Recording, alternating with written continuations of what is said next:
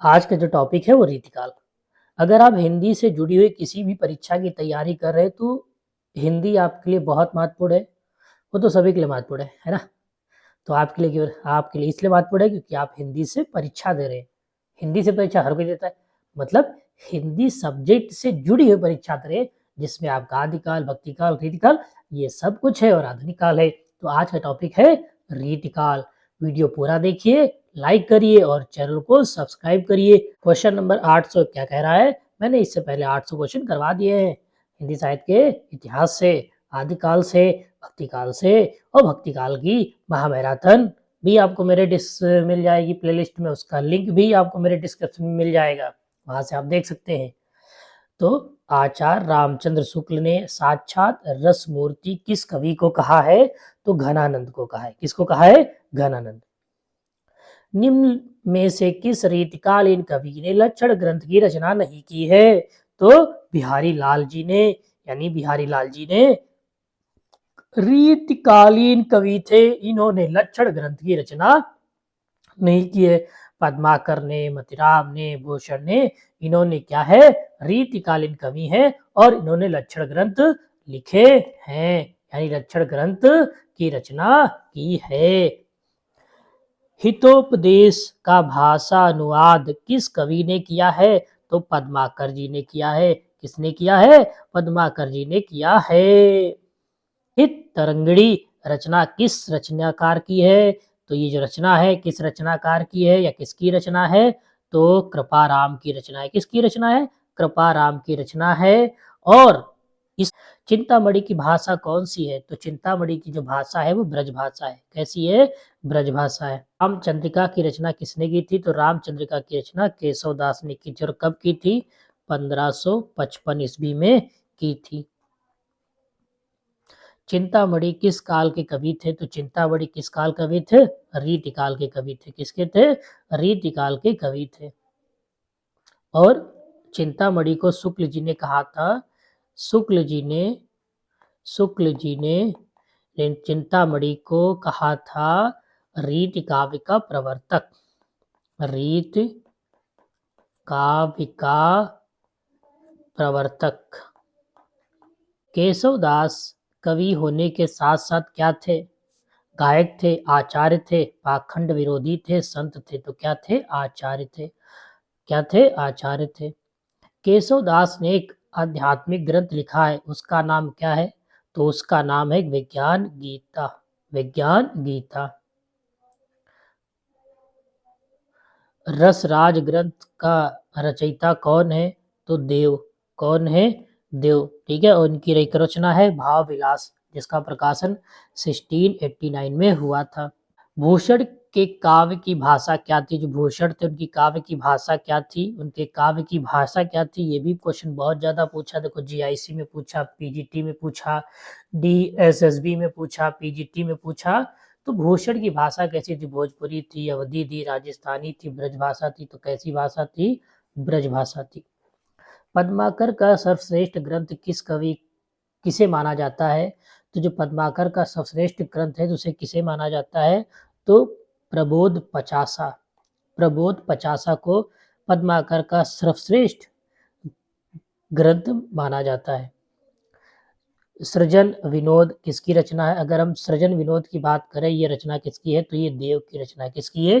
देव की रचना। किसकी है? देव की रचना। इसलिए देव की रचना बहुत ज्यादा मायने रखती हैं। काव्य निर्णय का रचयिता कौन है? तो काव्य निर्णय जो ग्रंथ है उसके रचयिता कौन है? तो भिखारी दास है। कौन है? भिखारी दास है। कौन है? भिखारी दास। केशवदास किस राजा के आश्रय में थे? बूंदी के राजा भाव सिंह, छत्रसाल, ओरछा के राजा इंद्रजीत सिंह या शिवाजी? तो किसके थे? ओरछा के राजा इंद्रजीत सिंह के आश्रय में थे। बिहारी ने अपने काव्य में किस छंद को अपनाया है? तो बिहारी जी ने जो लिखा है, ठीक है, वो किस छंद को अपनाया? तो उन्होंने दोहा छंद को अपनाया। किसको अपनाया है? दोहा छंद को अपनाया है। इश्कनामा के रचयिता कौन है? अगर हम बात करें जो इश्कनामा रचना है किसकी है? तो ये बोधा की रचना है। किसकी है? बोधा की रचना, किसकी है? बोधा की रचना। ये जो कवि थे वो रीतिकालीन के रीत मुक्त काव्यधारा के कवि थे। किसके थे? रीत मुक्त काव्यधारा के कवि थे। किसके थे? रीत मुक्त काव्यधारा के क्या थे? काव्य धारा के ये कवि थे। कौन थे? बोधा। रसलीन का मूल नाम क्या है? अगर हम बात करें रसलीन का मूल नाम क्या है, तो सैयद गुलाम नबी। सैयद गुलाम नबी। निम्नलिखित में से रीतिकालीन काव्य की प्रवृत्ति नहीं है, तो कह रहा है इसमें कौन सी जो प्रवृत्ति है वो रीतिकालीन काव्य नहीं है? आचार्य प्रदर्शन, अलंकारिता के प्रति विशेष आग्रह, नारी के आदर्श रूप का चित्रण, नासिक वर्णन। तो एक तरीके से जो इसकी प्रवृत्ति रही है वो नारी के आदर्श रूप का चित्रण, ये प्रवृत्ति नहीं है। तो यही आंसर क्या होगा? राइट होगा। मेरी भव बाधा हरो राधा नागर सोई, जा तन की जाही परे श्याम हरि दुति होए, में रेखांकित अंश से संकेतित नहीं है। तो यहाँ पर क्या कह रहा है? कह रहा मन के संकेतित नहीं है, कह रहा होने का मतलब नहीं है। तो मन के कुलास को दूर करना ये भी है। गौरव वर्णी राधा को श्याम वर्णी होना, तो ये क्या है? नहीं है। स्वच्छंद प्रवाह के प्रमुख कार्यकर्ताओं में रस खान, आलम, ठाकुर, घनानंद, बोधा और द्विजदेव का नाम लिखा जाता है। इन सब में श्रेष्ठ घनानंद ही प्रतीक होते हैं। यह जो कथन है किस कवि का है? इस कथन के बारे में किस कवि ने कहा है ऐसा? तो कहा है विश्वनाथ प्रसाद मिश्र ने कहा है। किसने कहा? विश्वनाथ प्रसाद मिश्र ने। निम्नलिखित में से कौन सा ग्रंथ केशव का नहीं है? तो केशव के ग्रंथ की बात करें तो भाषा भूषण जो है ये इनका ग्रंथ नहीं है। केशव नाथ का ये ग्रंथ नहीं है। रीत बावनी ये भी है, विज्ञान गीता ये भी है, जहांगीर जस चंद्रिका ये भी है, लेकिन भाषा भूषण क्या है? ये केशवदास जी की रचना नहीं है। रीतिकाल के कौन से प्रसिद्ध कवि भारतेंदु के पिता थे? रीतिकाल के कौन से जो प्रसिद्ध कवि थे भारतेंदु के पिता थे? तो कहने का मतलब है भारतेंदु जी के पिता का क्या नाम था? तो गोपाल चंद्र गिरधर दास। ऑप्शन नंबर क्या होगा? बी राइट होगा। रत्नाकर में कितने अध्याय हैं? अगर हम बात करें इसमें कितने अध्याय हैं, तो 5 अध्याय हैं। कितने अध्याय हैं? 5 अध्याय। अगर ये किसकी रचना ये भी मायने रखती है, तो ये किसकी रचना है? सेनापति की रचना है। किसकी रचना है? सेनापति की रचना है। बिहारी सतसाई में कितने दोहे हैं? तो इसमें 713। बिहारी सतसाई में 713 दोहों का वर्णन है। रीतिकाल को अलंकृत काल की संज्ञा किसने दी? अगर हम बात करें रीतिकाल को अलंकृत काल किसने कहा है, तो कहा है मिश्र बंधु ने रीतिकाल को अलंकृत काल नाम दिया है, क्योंकि मिश्र बंधुओं ने ही प्रारंभिक काल और माध्यमिक काल, अलंकृत काल, परिवर्तन काल और वर्तमान काल यानी हिंदी साहित्य को 5 भागों में डिवाइड किया है। निम्न में से फूल मंजरी कृति की रचना किसने की है? अगर हम बात करें 4 ऑप्शन दिए हैं, इसमें से जो फूल मंजरी रचना है ये किस कवि की है? तो ये किस कवि की है? मतीराम की रचना है। किसकी है? मतीराम। तो राइट आंसर क्या होगा? मतीराम। ऑप्शन नंबर क्या होगा? डी। केशवदास का अलंकार पर आधारित ग्रंथ है। तो हम बात कर रहे हैं केशवदास जी का जो अलंकार पर आधारित ग्रंथ किसे कहा जाता है? तो कवि प्रिया को कहा जाता है। किसको कहा जाता है? कवि प्रिया को कहा जाता है। और जो इनकी ये जो रचना है रतन बावनी, ये डिंगल शैली का एक राजनीतिक ग्रंथ है। यानी हम बात कर सकते हैं ये डिंगल शैली का कैसा है? राजनैतिक ग्रंथ है। ठीक है, ओके। और यह एक प्रबंध काव्य है। यहाँ पर मायने रखता कैसा है? ये एक आपका प्रबंध काव्य की श्रेणी में आता है। कैसा आता है? प्रबंध काव्य। मेरी भव बाधा हरो दोहा निम्न में से किस कवि का है? तो यहाँ कवि की रचना की बात करा तो ये बिहारी जी की रचना है। किसकी है? बिहारी जी की रचना है। ये हिंदी के प्रधान आचार्यों में से जाने जाते हैं और इनकी भाषा भूषण अलंकार ग्रंथ एक बहुत ही प्रचलित पाठ्य ग्रंथ रहा है। रामचंद्र शुक्ल के उपयुक्त बात किस रीतकालीन कवि के विषय में कही जा रही है? तो ये महाराजा जसवंत सिंह के बारे में कही जा रही है। किसके बारे में? महाराजा जसवंत सिंह के बारे में कही जा रही है। निसंकोच कहा जाता है कि भाषा पर जैसा अचूक अधिकार इनका था, वैसा और किसी कवि का नहीं है। रामचंद्र शुक्ल का जो कथन है, ये किस कवि के संबंध में है?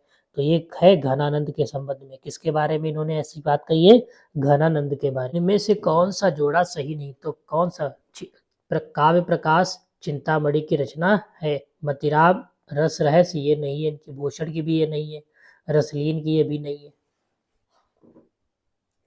रीतिकाल के किस रस की प्रधानता काव्य से में रही है? ये हम कह सकते हैं रीतिकाल में किस रस की जो प्रधानता है काव्य में रही है। ठीक है, तो श्रृंगार। किसकी रही है? श्रृंगार की रही है। इनमें से कौन सी कृति केशव दास की नहीं है? इसमें से कौन सी रचना है जो केशव दास की नहीं? रामचंद्रिका है, रसिक प्रिया है, विज्ञान गीता है, अनेकार्थ मर्जरी ये नहीं है। केशव दास किस वर्ग में रखना समीचीन है? तो कह सकते हैं रीतबद्ध कवि। रीतबद्ध कवि। शिव भवानी के रचयिता कौन है? तो ये कौन है? भूषण। किसकी रचना है? भूषण है। ये ये हिंदू जाति के प्रतिनिधि कवि थे।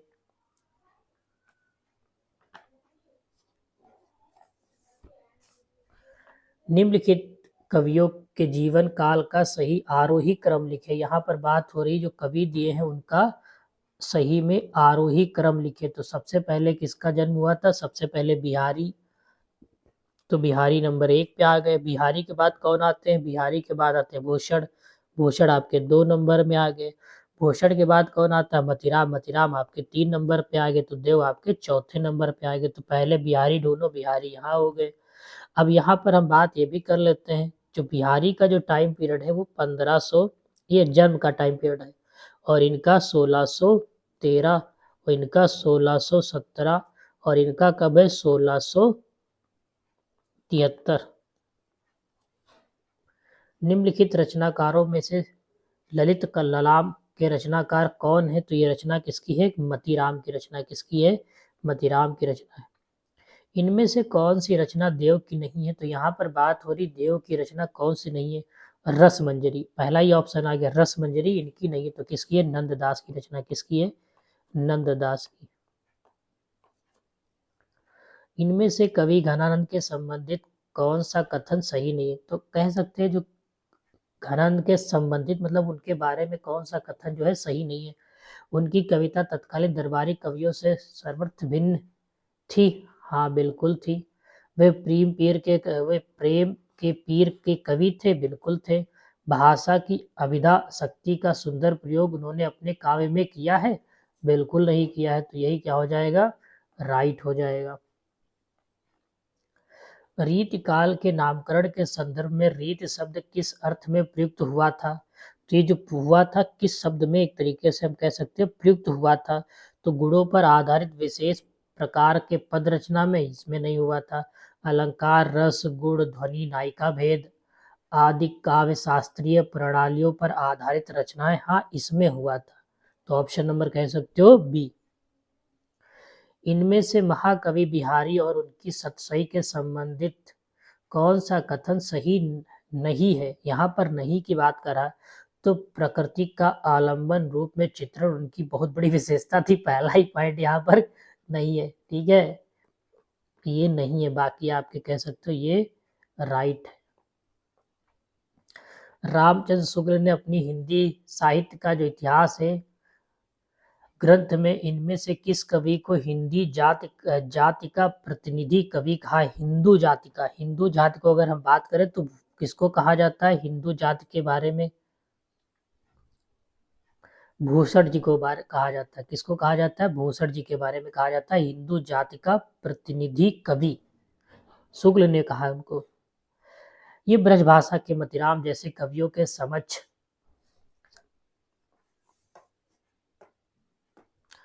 ये ब्रजभाषा के मतिराम जैसे कवियों के समकक्ष हैं और कहीं कहीं तो भाषा और भाव के मधुर और पद्माकर तक से टक्कर लेते आचार्य शुक्ल जो ये बात कह रहे हैं वो किस कवि के संबंध में कह रहे हैं? तो बेनी प्रवीण के बारे में कह रहे हैं। किसके बारे में? बेनी प्रवीण के बारे में शुक्ल जी कह रहे हैं। इनकी सी बेसुध सरस और शक्तिशाली ब्रजभाषा लिखने में कोई और कवि सामर्थ्य नहीं हुआ। विशुद्धता के कारण प्रौढ़ता और माधुर्य भी अपूर्व हुआ। वियोग श्रृंगार के प्रधान मुक्तक कवि हैं। आचार्य शुक्ल जो ये बात कह रहे हैं वो किस कवि के बारे में कह रहे हैं? तो घनानंद के बारे में कह रहे हैं। किसके बारे में? घनानंद के बारे में कही जा रही है। देव माने जाते हैं रसवादी आचार्य माने जाते हैं। क्या माने जाते हैं? रसवादी आचार्य। को किस श्रेणी के रीत कवियों में माना जाता है? यानी हम कह सकते हैं बिहारी को किस श्रेणी के रीत कवियों में माना जाता है? रीत मुक्त, रीत सिद्ध, रीतबद्ध। ठीक है, तो किसमें माना जाता है? रीत सिद्ध में। निम्नलिखित रचनाओं और रचनाकारों में सही विकल्प चुनिए। यहाँ पर बात हो रही कौन है? तो कर्ण भरण याकूब खां की रचना है, बिल्कुल नहीं है। रतन हजारा कुलपति की रचना है, ये भी नहीं है। भाषा भूषण जसवंत सिंह की, हाँ है। तो ऑप्शन नंबर सी क्या होगा? राइट होगा। तो आज के लिए बस इतना ही।